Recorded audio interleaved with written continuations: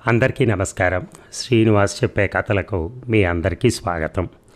ఇప్పుడు మనం వినబోయే సీరియల్ విద్యావతి వెడ్స్ కృష్ణకుమార్, 3వ భాగం. రచన డాక్టర్ సూరపరాజు విఎస్ కిషోర్ కుమార్ గారు. మరి 3వ భాగంలోకి వెళ్దామా? ఇప్పుడు బ్యాంకుకు వెళ్తారా అడిగింది విద్యావతి కృష్ణకుమార్ వైపు చూస్తూ. ఇటు నుంచి ఇంటికి వెళ్తాను, మిమ్మల్ని దింపేసి బాగా టైర్డ్గా కూడా ఉంది అన్నాడు. మా ఇంటికి వచ్చి వెళ్ళండి, దారిలోనేగా అంది. టైం చూశాడు, 5:30. ఓకే అన్నాడు. థ్యాంక్ యూ అంది. విద్యావతి ఇల్లు రాగానే రాముకు చెప్పాడు కారు పార్క్ చేసుకోమని. మేడం వాళ్ళింటికి వెళ్ళి 1 గంటలో వెళదాము అని. నువ్వు టిఫిను కాఫీ కావాలంటే తీసుకో అని డబ్బులు ఇచ్చాడు. వారిని ఇంటి దగ్గర దించేసి రాము వెళ్ళాడు. రోడ్డు మీదే ఉంది ఇల్లు, బస్సులు కూడా వెళ్తున్నాయి ఈ రూట్లో అన్నాడు అటు ఇటు చూస్తూ. అవును సార్, ఒక విధంగా బిజీ రోడ్ ఇది. మా ఫాదర్ వాళ్ళు కట్టినప్పుడు అసలు ఏమీ ఉండేది కాదంట ఇక్కడ. మేము ఈ ఇంట్లోనే పుట్టి పెరిగాం. మా చిన్నప్పుడు కూడా మామూలుగానే ఉండేది, అంత బిజీగా ఉండేది కాదు. గేటు తీసి లోపలికి వెళ్లే ముందు కుడి పక్కకు చూస్తే పెద్ద మల్లె చెట్టు కనిపించింది. బాగా పొదలాగా పైకి అల్లుకొని ఉంది. మల్లెలు విరగబూస్తున్నాయి, సువాసనలు వెదజల్లుతూ. ఓహ్, ఇదన్నమాట మీ జడలో నిత్యపూల రహస్యం. మల్లెపూలు అదృష్టం చేసుకున్నాయి అన్నాడు. ఎందుకో అంది తలుపు తాళం తీస్తూ వింతగా నవ్వుతూ. రోజు ఆ నల్లని వాలు జడను అలంకరిస్తున్నాయి కదా, అందుకు. పర్వాలేదు, మాటల్లో రచయిత గారి రొమాంటిక్ టింజ్ కూడా బాగుంది, దాగుంది. హాల్లో లైట్లు వేసి లోపలికి రండి అంది. షూస్ విప్పుతున్న కృష్ణకుమార్ని వారించింది. పర్వాలేదు రండి, మళ్ళీ అవన్నీ విప్పటం ఎందుకు అంది. అప్పటికే షూస్ విప్పేసి లోపలికొచ్చాడు ఓకే అనుకుంటూ. ఏసీ వేసి అడిగింది, ఏం తీసుకుంటారు అని. జస్ట్ కాఫీ చాలు అన్నాడు. ఉప్మా వద్దా అంది కొంటెగా నవ్వుతూ. ఉంటే టిఫిన్ బాక్స్లో పెట్టివ్వండి, మా రేణుకు తీసుకెళ్తాను, తను కూడా టేస్ట్ చేస్తుంది మీ ఉప్మాని అన్నాడు. లేదులేండి, అంతా తెచ్చాను వచ్చేప్పుడు. ఈసారి మీకోసం స్పెషల్గా చేసి ఇంటికి పంపిస్తాను, సరేనా అంది నొచ్చుకుంటూ. ఆన్ చేసిన టీవీలోంచి భానుమతి గారి మధురమైన పాత పాట వస్తోంది. నేనే రాధనోయి గోపాల అనే లిరిక్స్ ఎంజాయ్ చేస్తున్నాడు కృష్ణకుమార్. కాఫీ తెచ్చేలోపు ఈ ఆల్బమ్ చూడండి అని ఒక స్పైరల్ బుక్ అతని చేతికిచ్చింది. ఓపెన్ చేసి చూశాడు. అన్ని రేఖా చిత్రాలు. ఓహ్ గ్రేట్, మీరు వేశారా అన్నాడు ఆమె మొహంలోకి చూస్తూ. అవును అంది కొంచెం గర్వంగా, ఇంకొంచెం హ్యాపీగా, మొహంలో రంగులు మారుతూ ఉంటే. అది నా హాబీ, చిన్నప్పటి నుంచి నాకు అలవాటు. చూస్తూ ఉండండి, కాఫీ తెస్తాను అని కిచెన్లోకి వెళ్ళింది. ఆ పొడవాటి జడ నడుము మీద అటూ ఇటూ ఊగుతూ ఉంటే చూడొద్దనుకుంటూనే చూశాడు. మామూలు అందం కాదు ఈమెడది, ఎంత వద్దనుకున్నా చూడాలనిపిస్తోంది. ఇదివరకెప్పుడు అదుపు తప్పని మనసు ఈమెను చూస్తే తన కంట్రోల్లో ఉండటం లేదు. కొంచెం కష్టం మీద మళ్ళీ దాన్ని కంట్రోల్లోకి తెచ్చుకుంటున్నాడు కృష్ణకుమార్. ఒక్కొక్కటిగా రేఖాచిత్రాలు చూస్తూ ఒక షీట్ దగ్గర ఆగాడు. అందులో తన పోలికలు కనిపించాయి. ఎప్పటిది ఇది అని ఆలోచించాడు. 10 ఏళ్ల క్రితం తను అశోక్ నగర్ బ్రాంచ్ ఇన్స్పెక్షన్కి వచ్చినప్పుడు వేసినట్టుంది. 10 ఏళ్ల క్రితం పోలికలు అందులో ప్రస్ఫుటమవుతున్నాయి. చాలా బాగా గీసి ఉంది. ఎవరైనా చూస్తే టక్కన నేనే అని చెప్పగలరు, అంత శ్రద్ధతో గీసి ఉంది. తీసుకోండి కాఫీ అని ట్రేలో ఉన్న కాఫీ అందించింది. థ్యాంక్ యూ అన్నాడు. తను కూడా కాఫీ కప్పుతో ఎదురుగా సోఫాలో కూర్చుంది, వాలు జడ ముందుకు వేసుకుంటూ. నా రేఖాచిత్రం కూడా చూశాను, చాలా బాగా వేశారు అన్నాడు మెచ్చుకోలుగా. థ్యాంక్ యూ అని నును సిగ్గుతో అంది. బొగ్గలు కొంచెం ఎరిపెక్కినట్టు కనిపించాయి కృష్ణకుమార్కి. అవును, అది మీదే. మీ ఇన్స్పెక్షన్ 10 రోజులు కొంచెం కొంచెం వేస్తూ మీరు వెళ్ళేలోపు పూర్తి చేశాను. మరి నాకు అప్పుడే ఇవ్వచ్చు కదా అన్నాడు. అది నా కోసం గీసుకున్నాను, మీకు వేరేది చక్కగా గీసిస్తాలేండి, మీరు బ్రాంచ్ నుంచి ట్రాన్స్ఫర్ అయ్యేలోపు అంది నవ్వుతూ. అయితే రోజు నన్ను చూస్తూ గీస్తారన్నమాటకి నుంచి జాగ్రత్తగా ఉండాలేమో నేను అన్నాడు. అలా ఏమి లేదు, ఒక ఫ్రేమ్ మైండ్లోకి వస్తుంది, అది వేస్తూ ఎక్కడెక్కడ సరిదిద్దాలి అని చూస్తాను. పోలికలు కరెక్ట్గా మైండ్లోకి వస్తేనే చిత్రం చక్కగా గీయగలను అని వివరించింది. Okay okay, very good. మీ ఇంటికి రావడం వల్ల కొత్త విషయం మీ గురించి తెలిసింది. మీరు వచ్చినందుకు నేనే మీకు థ్యాంక్స్ చెప్పాలి. ఈసారి మేడం అబ్బాయిని కూడా తీసుకురండి. నా చేతి వంట మీ వాళ్ళకు కూడా రుచి చూపిస్తాను. తప్పకుండా. మీరు మీ శ్రీవారు కూడా మా ఇంటికి రండి. మా ఆతిథ్యం కూడా స్వీకరించవచ్చు. ఇంతకీ మీ వారి పేరు చెప్పలేదు. ఆయన పేరు ఎస్ఎల్ఎన్ శాస్త్రి. ఆయన అక్క కూడా మన బ్యాంక్లోనే స్టాఫ్ డిపార్ట్మెంట్లో పనిచేసి రిటైర్ అయ్యారు. ఓ నైస్, మంచి మిత్రురాలు దొరికారు మీ రూపంలో అన్నాడు. మీ అక్కగారు పైనే ఉంటారన్నారు కదా. అవును, రాత్రి ఇద్దరం కలిసి కబుర్లు చెప్పుకుంటూ భోజనం చేస్తాం. తను కూడా కామర్స్ లెక్చరర్గా చేసి హస్బెండ్ చనిపోయిన తర్వాత వాలంటరీ రిటైర్మెంట్ తీసుకుంది. పిల్లలు లేరు. తనని నేనే ఎంటర్టైన్ చేయాలి. భోజనాల తర్వాత కిందకొచ్చి ఆయనతో పిల్లలతో ఒక మారు కాసేపు టీవీ చూసి నిద్రకు ఉపక్రమించటం అంది. ఓహ్ నైస్, బ్రిస్క్ రొటీన్ అన్నాడు మెచ్చుకోలుగా. కృష్ణకుమార్ తన కుటుంబం గురించి చెప్పాడు. భార్య రేణుక రచనల గురించి, అబ్బాయి చదువు గురించి మధ్య మధ్యలో జోక్స్ వేస్తూ నవ్విస్తూ చెప్పాడు. అప్పటికే 8 అయింది. అమ్మో, గంట పైనే కూర్చున్నాను అంటూ లేచాడు.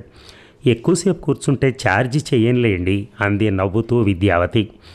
మీరు ఛార్జీ చేయరు, కానీ మీ సమ్మోహనం లాంటి నవ్వు, ఆ మాట్లాడేటప్పుడు ఆ పెదాలు చేసే నాట్యం తీరు భరించే శక్తి నాకు లేదు అని మనసులో అనుకుంటూ ప్లీజ్ టేక్ కేర్, రేపు బ్రాంచ్లో కలుద్దాం అంటూ బయటకొచ్చాడు. రాముకి కాల్ చేస్తే కారు తెచ్చాడు. వెంటనే మరోసారి ఆమెకు బై చెప్పి బయలుదేరాడు. దారిలో పునశ్చరణం చేసుకుంటే తన చిత్రమే అందులో ఎందుకుందో కృష్ణకుమారికి అర్థం కాలేదు. ఆమె గీసిన చిత్రాల్లో మిగతావన్నీ జనరల్గా ఉన్నాయి. జాతీయ నాయకులు, దేవుడి చిత్రాలు, తన పిల్లల చిత్రాలు అలా ఉన్నాయి. ఓపికగా చాలానే గీసున్నాయి. అందులో తనదే ఆడ్ మ్యాన్ అవుట్గా ఉంది. ఆలోచనల్లో అటువైపు వెళ్తుంటే బలవంతంగా ఆపి మనస్సు బ్యాంకు వైపు మళ్లించాడు. రేపు టార్గెట్స్ ఏమిటా అనుకుంటూ. ఇక ప్రక్క రోజు జోనల్ ఆఫీస్కి వెళ్ళి జోనల్ మేనేజర్ని కలిసి బ్రాంచ్ గురించి అంతా వివరించాడు కృష్ణకుమార్. జోనల్ మేనేజర్ స్పెసిఫిక్గా నిన్న విజిట్ చేసిన విరాజ్ స్పిన్టెక్స్ యూనిట్ గురించి అడిగారు. తనకున్న డౌట్స్ ఆయనకి చెప్పాడు. యూఆర్ రైట్ కృష్ణ, నాకు అదే అనుమానం. అందులో ఏదో జరుగుతోంది. వాళ్ళు ఇంకా 100 కోట్లు లోన్ కావాలని అడుగుతున్నారు. సరే, నువ్వు వచ్చిన తర్వాత నీ ఒపీనియన్ తీసుకుని డిసైడ్ చేద్దామని ఆగాను. కొద్ది రోజులు గమనించు ఆ అకౌంట్ని. ఏదన్నా ఉంటే నాకు ఇమ్మీడియట్గా రిపోర్ట్ చేయి. చాలా జాగ్రత్త, ఆ యూనిట్తో పెద్దవాళ్ల హస్తం ఉంది దాని వెనక అని హెచ్చరించాడు ఆయన. ఓకే సార్, మీ సపోర్ట్ ఉంటే చాలు. ఆ లోన్ గురించి మీకు రెగ్యులర్గా ఫీడ్బ్యాక్ ఇస్తాను అన్నాడు. గుడ్ మిస్టర్ కృష్ణ, బై మీ బ్రాంచ్లో ఆ అకౌంట్ ఎవరు మానిటర్ చేస్తున్నారు అని అడిగాడు. విద్యావతి చూస్తున్నారు సార్. తనని అడిగాను. ఆవిడకి ఇన్డెప్త్ తెలియదు, మానిటరింగ్ వరకు చూస్తుంది. వాయిదాలు సరిగా కట్టడం అలాంటివి ఓకే. హెల్త్ ఆఫ్ యూనిట్ కరెక్ట్గా అసెస్ చేయాలి అని నా ఐడియా. కరెక్ట్, మీ ఐడియాస్ ఆవిడకు కూడా చెప్పండి. తను కూడా అదే డైరెక్షన్ ఫాలో అవుతుంది. అప్పుడు మీకు ఈజీ అవుతుంది అన్నాడు. ఎస్ సార్, కొంత రైటప్ ప్రిపేర్ చేస్తున్నాను. అది ఒక కాపీ తనకు కూడా ఇస్తాను. ఏదన్నా కాన్ఫిడెన్షియాలిటీ మెయింటైన్ చేయండి ఆ అకౌంట్లో, ఎవ్వరికి అనుమానం రాకూడదు అన్నాడు zonal manager. Okay sir, thank you అని చెప్పి లేచాడు కృష్ణకుమార్. ఎప్పుడు ఏ అవసరం ఉన్నా నాకు చెప్పండి, డోంట్ హెజిటేట్ అన్నాడు. Great sir, nice of you అని బయటకు వచ్చాడు. ఈ బ్యాంకింగ్ సెక్టార్లో ఎప్పుడు ఏం జరుగుతుందో ఎవరికీ తెలియదు. పై లెవెల్లో అన్ని రకాల ఇన్ఫ్లుయెన్స్తో కోట్లు లోన్స్ ఇస్తారు. వాటి రికవరీ బ్రాంచ్ హెడ్స్ మీద పడుతుంది. వాటిలో ఏవి తేడా వచ్చినా బ్రాంచ్ హెడ్స్ మీద ఎంక్వైరీలు, సస్పెన్షన్లు, డిస్మిస్లు జరుగుతూ ఉంటాయి. ఆ అవమానాలు భరించలేక కొంతమంది సూసైడ్ కూడా చేసుకున్నారు. కృష్ణకుమార్ ప్రిన్సిపల్ మొదటి నుంచి ఒకటే, ముక్కుసూటిగా వెళ్ళటం అలవాటు చేసుకున్నాడు. ప్రమోషన్స్ కోసం పెద్ద లోన్ ఇచ్చిన వాళ్ళు చాలామంది ఇంటికి వెళ్ళారు ఊస్టింగ్తో. అందువల్ల ఆ జోలికి వెళ్ళడు. ప్రమోషన్ కంటే జీవితం ముఖ్యమన్నది అతని సిద్ధాంతం. తమ బ్యాంకులో కూడా నిప్పు అనే టైటిల్ ఇచ్చారు తనకి. అయితే అన్నారు, నాకేమిటని కేర్ చేయటం ఎవరిని కేర్ చెయ్యడు అతను. తన లైఫ్ తనకి హ్యాపీగా ఉంది. అడ్డదారుల్లో సంపాదించి పై వాళ్ళ మెప్పు కోసం లేనిపోని లోన్స్ ఇస్తే జీవితం ఉండదు. అటువంటి అవమానాలు తను ఎదుర్కోలేడు కూడా. ఇప్పుడు హాయిగానే ఉంది. ఇంకొన్నేళ్ళు ఇలాగే జాగ్రత్తగా ఉంటే హ్యాపీగా రిటైర్ అవ్వచ్చు అని అతని భావన. బ్రాంచ్కి వచ్చేటప్పటికి లంచ్ టైం అయింది. లంచ్ కాగానే బ్యాంకింగ్ అవర్స్ ఉంటాయి కాబట్టి కొంతమంది కస్టమర్స్ బయట వెయిట్ చేస్తున్నారు. తనను చూసి security guard collapse gate open చేశాడు. డ్రైవర్ క్యారేజ్ తెచ్చి క్యాబిన్లో టేబుల్పై పెట్టాడు. Sub manager tiffin box open చేయబోతూ తనను చూసి క్యాబిన్లోకి వచ్చాడు. శాంతారాం గారు టిఫిన్ చేసి రండి అంటూ నొచ్చుకున్నాడు కృష్ణకుమార్. పర్వాలేదు సార్ అంటూ పొద్దుటి నుంచి జరిగిన అన్నీ కూడా ఎక్స్ప్లెయిన్ చేశాడు. ఓకే థ్యాంక్ యూ అన్నాడు. ఇవాళ మీరు కొత్తగా కనపడుతున్నారు అన్నాడు శాంతారాం వేసుకున్న కొత్త షర్టు ప్యాంటు చూసి. ఇవాళ నా బర్త్డే సార్ అన్నాడు. ఇది మా అమ్మాయి పంపింది. తను అమెరికాలో ఉంటుంది. అమెజాన్ ద్వారా ఆర్డర్ చేసింది. కృష్ణకుమార్ లేచి శాంతారాం చేపట్టుకుని హార్టీ కంగ్రాట్స్ అన్నాడు సంతోషం వెల్లిబుచ్చుతూ. నాకు ఒక అలవాటు ఉంది శాంతారాం గారు. నేను ఎక్కడికి వెళ్ళినా బర్త్డేస్ లిస్ట్ మెయింటైన్ చేసి సెలబ్రేట్ చేస్తాను. అది చాలా ముఖ్యంగా భావిస్తాను నేను. ఆ అలవాటు మీతోనే స్టార్ట్ చేస్తాను. కేక్ ఆర్డర్ చేయండి బ్రాంచ్ తరపున. ఈవినింగ్ కేక్ కట్ చేద్దురు కానీ అన్నాడు. అయ్యో వద్దు సార్ అంటూ మొహమాట పడ్డాడు శాంతారాం. ప్లీజ్ సార్ మీరు అలా అనకండి. ఇదొక సరదా మాత్రమే. మీరేమీ ఫీల్ అవ్వకండి. జస్ట్ ఎంజాయ్ చేద్దాం అందరం అని చెప్పాడు. మీరు వెళ్ళి మీ శ్రీమతి గారు పంపిన స్పెషల్స్ తినండి ప్లీజ్ అన్నాడు. థ్యాంక్ యూ సార్ అన్నాడు శాంతారాం. అతను వెళ్ళగానే విద్యావతి వచ్చింది. రండి మేడం భోజనం అయిందా అని అడిగాడు. ఇప్పుడే అయ్యింది. మీరు జోనల్ ఆఫీస్కి వెళ్ళారు అని చెప్పారు.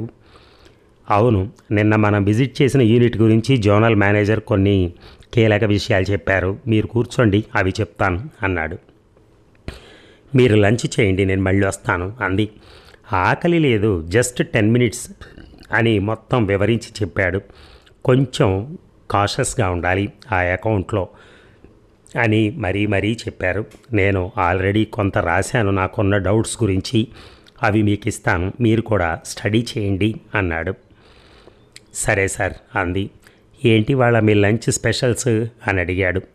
ఉప్మా కాదులేండి, ఇవాళ దోశ తెచ్చుకున్నాను అంది. ఓహ్ వెరైటీ అన్నమాట. మా ఆవిడ వంటలు కూడా టేస్ట్ చేయండి అని క్యారేజీ ఓపెన్ చేశాడు. ఒక స్వీటు, కొంచెం పులిహార, కొంచెం కర్డ్ రైస్, దొండకాయ కూర, వడియాలు ఉన్నాయి. అన్నీ కొంచెం పెట్టున్నాయి. అదేంటి మరీ అంత కొంచెం తింటారా అంది. ఇవే ఎక్కువ, నా ఇష్టానికి తగ్గట్టు కరెక్ట్గా అమరుస్తుంది మా రేణు అన్నాడు. ఓహ్ మీ డైటింగ్ ఆవిడ మానిటర్ చేస్తోందన్నమాట అంది నవ్వుతూ. ఎప్పుడూ కొంటే మాటలే, మామూలుగా ఉండవు మీ మాటలు అన్నాడు నవ్వుతూ. మన బ్రాంచ్లో ఐపీ మెసెంజర్ ఉంది కదా అన్నాడు. ఎస్ సార్ మీ సిస్టంలో కూడా ఉంది అని ఓపెన్ చేసి చూపించింది.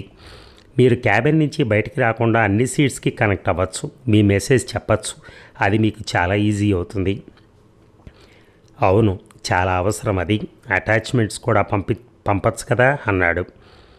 ఎస్ సార్ అంటూ మీరు ప్రశాంతంగా మీ మినీ మీల్స్ తినండి అంటూ లేచింది విద్యావతి. గబగబా లంచ్ కంప్లీట్ చేసి ఆ రోజు ఫిగర్స్ చూశాడు కృష్ణకుమార్. డిపాజిట్స్ 5 కోట్లు పెరిగాయి. ఎవరో తమ ఎస్బీ అకౌంట్కి ట్రాన్స్ఫర్ చేయించుకున్నారు నెఫ్ట్లో. అన్ని ట్రాన్సాక్షన్స్ వెరిఫై చేస్తూ ఉంటే మొబైల్ మోగింది. ఎవరిదబ్బా అని కొత్త నెంబర్ అనుకుంటూ ఆన్సర్ చేశాడు. సార్ నేను ఏజీఎం ఐబీ బ్యాంక్ కోటి బ్రాంచ్ నుంచి మాట్లాడుతున్నాను. మీ విరాజ్ స్పిన్ టెక్స్లో మా కన్సార్టియం కూడా ఉంది. మీరు కొత్తగా జాయిన్ అయ్యారని తెలిసింది. ఆ లోన్ గురించి మీతో డిస్కస్ చేయాలి. ఎప్పుడు రమ్మంటారు అని అడిగాడు. ఇప్పుడు రాగలరా అని అడిగాడు. సరే సార్ నాకు మీ బ్రాంచ్ దగ్గరే, అరగంటలో అక్కడ ఉంటాను అన్నాడు. అనుకున్నట్టే ఐబీ బ్యాంక్ కోటి బ్రాంచ్ ఏజీఎం అరగంటలోపే వచ్చారు. హ్యాపీ టు మీట్ యూ అంటూ పరస్పర కరచాలనలు అయ్యాయి. ఒక గంట సేపు ఏకబిగిన డిస్కషన్స్ జరిగాయి. చాలా పాయింట్స్ డిస్కస్ చేశారు. బిస్కెట్స్ టీ వచ్చాయి. అప్పటికే అఫీషియల్ డిస్కషన్ అయి పర్సనల్ డిస్కషన్లోకి దిగారిద్దరు. ఐబీ బ్యాంక్ ఏజీఎం అడిగాడు, మీ బ్రాంచ్లో మా స్టాఫ్ వైఫ్ ఉండాలి అని. పేరేమిటి అని అడిగాడు కృష్ణకుమార్. విద్యావతి నా దగ్గర వర్క్ చేసిన శాస్త్రి గారి భార్య. అతను చీఫ్ మేనేజర్ ప్రమోషన్ మీద లాస్ట్ మంత్ వరంగల్ వెళ్ళాడు. ఓ ఎస్ విద్యావతి ఈ కన్సార్టియం ప్రాజెక్ట్లోనే మానిటరింగ్ సెక్షన్లో ఉన్నారు అన్నాడు కృష్ణకుమార్. ఆవిడ చాలా నైస్ లేడీ సార్. అతను చాలా ఇబ్బంది పెడతాడు ఆమెని. శాస్త్రికి అన్ని వ్యసనాలు ఉన్నాయి. మందు లేడీస్ ఒకటేమిటి అంటూ చెప్పుకొచ్చాడు అవతల బ్యాంక్ ఏజీఎం. చాలా హింసిస్తాడు ఆమెని. పెళ్ళైనప్పటి నుంచి తిట్టడం కొట్టడం చాలా వరస్ట్గా ప్రవర్తిస్తాడు తనతో. అతనికేమో తన జీతం డబ్బులు చాలవు. ఆవిడ శాలరీలో కూడా సగం వాడేస్తాడు. ప్రతి నెల ఆవిడకి నరకం చూపిస్తాడు. పిల్లల్ని కూడా హింసిస్తాడు. వాళ్ళ చదువులకు కూడా విద్యావతి అక్క చాలా వరకు డబ్బులు ఇచ్చేది. రాత్రిపూట తాగి ఇంటి ముందు అసహ్యంగా తిడుతూ నానా రభసా చేస్తాడు. ఈ బాధలు భరించలేక సంవత్సరం క్రితం విద్యావతి అతనికి విడాకులు నోటీస్ పంపింది. ఆ రోజు నా కాళ్ళు పట్టుకుని ఎలాగైనా భార్య చేత అవి వాపస్ తీసుకోమని చెప్పించాడు. ఆవిడకి ఎంతో నచ్చ చెప్తే కానీ ఆ నోటీస్ వాపస్ తీసుకోలేదు. నాకే చాలా బాధ వేసింది. ఈసారి ప్రమోషన్లో నేనే గట్టిగా ప్రయత్నించి ప్రమోషన్ ఇప్పించి వరంగల్ వేయించాను. కొంతవరకన్నా ఆమెకు ఊరట ఉంటుందని. మా బ్రాంచ్లో కూడా అతను లేడీ స్టాఫ్తో అసభ్యంగా ప్రవర్తించేవాడు. అతని మీద 4 ఛార్జ్షీట్లు కూడా ఉన్నాయి బ్యాంకులో. ఒక దశలో సస్పెండ్ కూడా చేద్దామని ట్రై చేశాను. అలా చేసి అప్పుడు సిగ్గు లేకుండా కాళ్ళు పట్టుకుంటాడు, క్షమించమంటాడు. ఇంకెప్పుడు చెయ్యను అంటాడు. కుక్కతోక వంకర అన్నట్టు మళ్ళీ కొద్ది రోజులకి మళ్ళీ మామూలే. నాకు కూడా తలనొప్పి పుట్టి మెల్లగా ఇక్కడి నుంచి తప్పించాను అని పెద్ద స్టోరీ చెప్పాడు అతను. ఆశ్చర్యపోయాడు కృష్ణకుమార్. అయ్యో ఇంత ఇబ్బంది ఉందా విద్యావతికి అనుకున్నాడు. అతను లేచేందుకు ఉద్యుక్తుడై, మీరు కన్సార్టియం హెడ్ కాబట్టి మీరు అన్ని బ్యాంకులతో ఒక మీటింగ్ ప్లాన్ చేయండి సార్. అందరం కలిసి మోడాలిటీస్ డిసైడ్ చేద్దాం అని. ఇక నేను వెళ్తాను అని కృష్ణకుమారికి చెప్పి అతను వెళ్ళిపోయాడు. క్లర్క్ రంగారావు వచ్చాడు. కేక్ తెప్పించాను సార్, అందరూ మీకోసం వెయిటింగ్. మీరొస్తే శాంతారాం గారి చేత కేక్ కట్ చేపిద్దాం అన్నాడు. ఆ బ్రాంచ్కి గ్రౌండ్ ఫ్లోర్లో డిపాజిట్స్, క్యాష్ డిపార్ట్మెంట్స్ ఉంటాయి. మొదటి అంతస్తులో లోన్స్, మిగతా డిపార్ట్మెంట్స్ ఉంటాయి. కస్టమర్స్ సౌకర్యం కోసమైనా అలా పెట్టారు. హాల్లో అందరూ వెయిటింగ్. కృష్ణకుమార్ అందరినీ ఒకమారు విష్ చేసి పేరు పేరున పలకరించాడు. శాంతారాం గారిని ముందుకు రమ్మన్నాడు. శాంతారాం గురించి అందరూ సరదాగా మాట్లాడారు. తమ బ్రాంచ్లో ఫస్ట్ టైం ఇలా అందరూ కలిసి బర్త్డే సెలబ్రేట్ చేస్తున్నాం సార్, ఈ క్రెడిట్ మీదే అన్నారు అందరూ. కృష్ణకుమార్ కూడా శాంతారాం గురించి మాట్లాడాడు. ఈ సెలబ్రేషన్స్ ఇక నుంచి అందరి పుట్టినరోజులకి చేద్దామని చెప్పాడు. అందరి చప్పట్ల మధ్య శాంతారాం కేక్ కట్ చేశాడు. ఒక ముక్క తీసి కృష్ణకుమార్ అతనికి తినిపించాడు. ఇంకొక సంవత్సరంలో శాంతారాం రిటైర్ అవుతున్నాడు. అతనికి అందరికీ మధ్య తన పుట్టినరోజు జరుపుకోవటం బ్యాంకులో చేరిన తర్వాత అది ఫస్ట్ టైం. ఎంతో సంతోషంగా ఫీల్ అయ్యాడు. తాను ఒక కేకు ముక్క కృష్ణకుమార్కి తినిపించాడు. బ్రాంచ్ తరపు నుంచి ఇది మీకు చిన్న గిఫ్ట్ అని అతనికి ఇచ్చాడు కృష్ణకుమార్. తక్కువే అయినా అందులో ఒక చిన్న ఆర్ట్ పీస్ ఉంది. చాలా అందంగా ఉంది. ఖరీదు తక్కువే అయినా అందరి మనసులు దోచింది. ఎందుకంటే ఇప్పటి వరకు అలాంటి అలవాట్లు ఆ బ్రాంచ్లో లేవు. కృష్ణకుమార్ ఆ మంచి అలవాటుకు నాంది పలికాడు. అందరికీ సంతోషం కలిగింది. తమ బ్రాంచ్ మేనేజర్ చక్కగా అందరితో కలవటం చూసి ముచ్చటపడ్డారు. స్వీట్, హాట్ కాఫీలు సేవించి అందరూ తమ సీట్స్కి వెళ్ళిపోయారు. సార్, మీరు ఫ్రీ అయితే ఇవాళ రిపోర్ట్ మీకు ఇచ్చి వివరిస్తాను అంది విద్యావతి. రండి మేడం, ఇప్పుడే చూసేద్దాం అని క్యాబిన్లోకి దారి తీశాడు. ఇందాక ఐబీ బ్యాంక్ ఏజీఎం వచ్చారు, ఈ అకౌంట్ గురించి మాట్లాడి వెళ్ళారు అన్నాడు. ఎందుకో విద్యావతి మొహం మామూలుగా లేదు. పొద్దుటకి ఇప్పటికీ చాలా తేడా ఉంది. బాగా ఏడ్చి కళ్ళు ఉబ్బి బొగ్గలు ఎరిపెక్కినట్టు కనిపించింది. లంచ్ టైంలో కూడా బాగానే ఉందే, ఈ 3 గంటల్లోనే ఎందుకు ఇలా అని ఆలోచనలో పడ్డాడు. భర్త నుంచి ఏమన్నా ఇబ్బంది ఫోన్ వచ్చిందేమో. మరో నిమిషంలో మనకెందుకులే, అది వాళ్ళ జీవిత సమస్య, మనం తలదూర్చకూడదు అనుకున్నాడు. చెప్పండి మేడం అన్నాడు. అన్నీ చక్కగా వివరించింది. అంతా అయిన తర్వాత రేపు నాకు లీవ్ కావాలి సార్ అంది. తీసుకోండి అన్నాడు. మళ్ళీ కొంచెం ఆగి తనే చెప్పింది. రేపు స్టేట్ ఉమెన్ కమిషన్ని కలవాలి సార్ అంటూ తన భర్త శాస్త్రి కలిగించే ఇబ్బందుల గురించి చెప్పింది. అతని మీద కంప్లైంట్ ఇద్దామనుకుంటున్నాను అంది. కూర్చోండి అన్నాడు. నా హెల్ప్ ఏమన్నా కావాలా మీకు అని అడిగాడు. ఎవరైనా తెలిసిన వాళ్ళు చెప్తే కొంచెం సపోర్ట్ ఉంటుందేమో సార్, నాకు అక్కడ ఎవరూ తెలియదు. తనకు తెలిసిన వాళ్ళకి ఫోన్లు చేశాడు. చివరికి ఒక లింక్ దొరికింది. వాళ్ళు చైర్మన్కి చెప్తామన్నారు. ఆ విషయం విద్యావతికి చెప్పాడు. ఏమని కంప్లైంట్ ఇస్తారు అని అడిగాడు. తను పడుతున్న ఇబ్బందులు, భర్త వేధింపుల గురించి చెప్పింది. వాటి మీదే కంప్లైంట్ ఇస్తాను అంది.